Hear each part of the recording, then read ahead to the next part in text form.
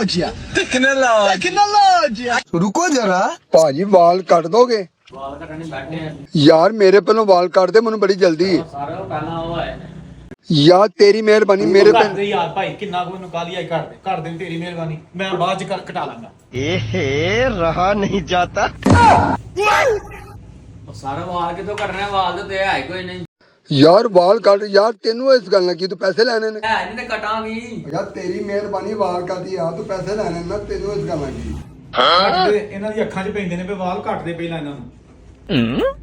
ਓਏ ਆਰਾਮ ਨਾਲ ਕੱਟ ਯਾਰ ਤੂੰ ਕਿਹੜੇ ਗੁੱਸੇ ਦੀ ਕਿਉਂ ਵਾਲ ਕੱਟਦਾ ਮੈਂ ਭਾਜੀ ਹੁਣ ਲੱਭ ਕੇ ਕੱਟਣੇ ਨਾ ਤੇ ਵਾਲ ਕਿੰਨੇ ਕਿੰਨੇ ਆ ਤੇ ਵੇਖੋ ਹੁਣ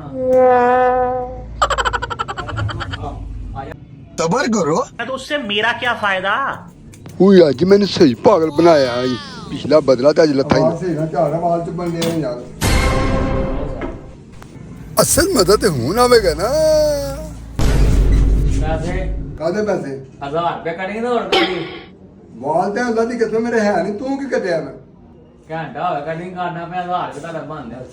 ਕਟਿੰਗ ਕਰਵਾ ਕੇ ਪੈਸੇ ਨਹੀਂ ਦੇਂਦੇ ਕੋਈ ਕੀ ਲੋ ਜੀ ਉਹ ਵਾਲ ਕਟਾਏ ਨੇ ਭਾਈ ਨੇ ਤੇ ਹੈ ਵੀ ਨਹੀਂ ਸਨ ਇਹਨਾਂ ਨੂੰ ਪਾਗਲ ਬਣਾਇਆ ਮੈਨੂੰ ਵੀ ਪਾਗਲ ਬਣਾਇਆ ਤੇ ਹੁਣ ਓਏ ਮੇਰੀ ਮੋਟਰਸਾਈਕਲ ਕੌਣ ਲੈ ਗਿਆ ਬਾਹਰੋਂ ਯਾਰ ਮੇਰੀ ਮੋਟਰਸਾਈਕਲ ਕੋ ਆਤ ਗਈ ਤੁਸੀਂ ਹੱਸਣ ਦੇ ਹੋ ਹੋਰਾਂ ਨੂੰ ਪੋਰ ਤੇ ਮੋਰਾਂ ਨੂੰ ਹੋਰ ਲੱਭਦਾ ਰਹਿ